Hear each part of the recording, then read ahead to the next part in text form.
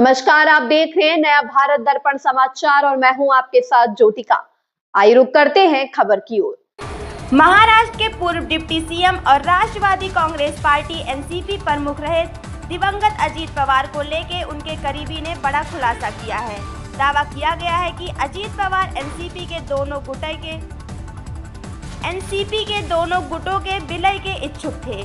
महाराष्ट्र के पूर्व उप मुख्यमंत्री अजीत पवार का 28 जनवरी को एक विमान दुर्घटना में निधन हो गया।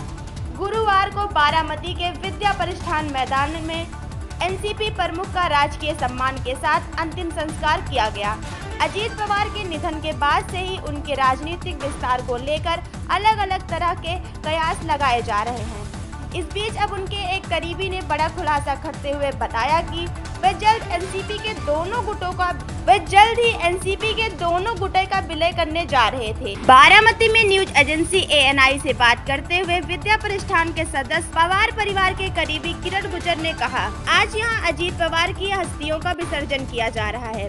दादा की आखिरी इच्छा थी कि एनसीपी के दोनों गुटों का विलय हो, सभी को एकजुट होना चाहिए। इस बारे में पूरे परिवार में बात हो रही थी।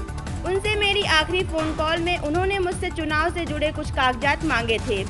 दिवंगत अजीत पवार के करीबी किरण गुर्जर ने दावा किया कि वे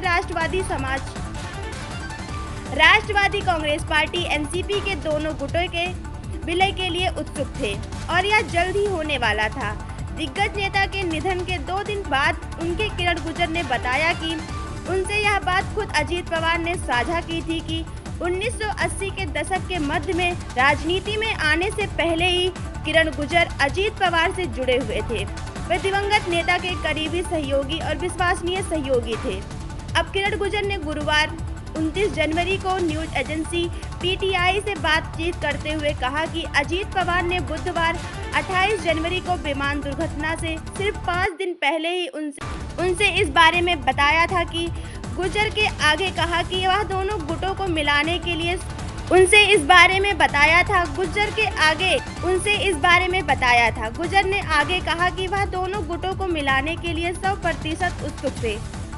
उन्होंने मुझे 5 दिन पहले बताया था कि पूरी प्रक्रिया पूरी हो गई है और अगले कुछ दिनों में विलय होने वाला है।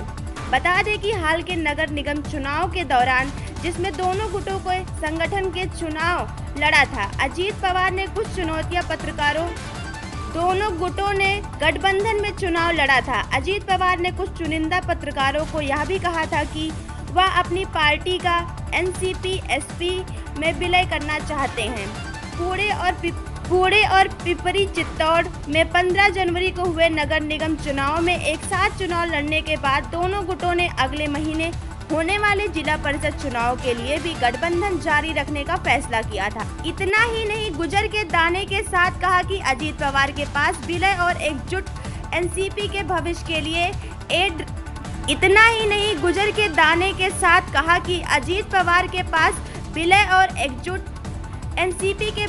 लिए एक रेड मैप भी तैयार था। इस खबर में बस इतना ही। बने रहिए नया भारत दर्पण समाचार के साथ।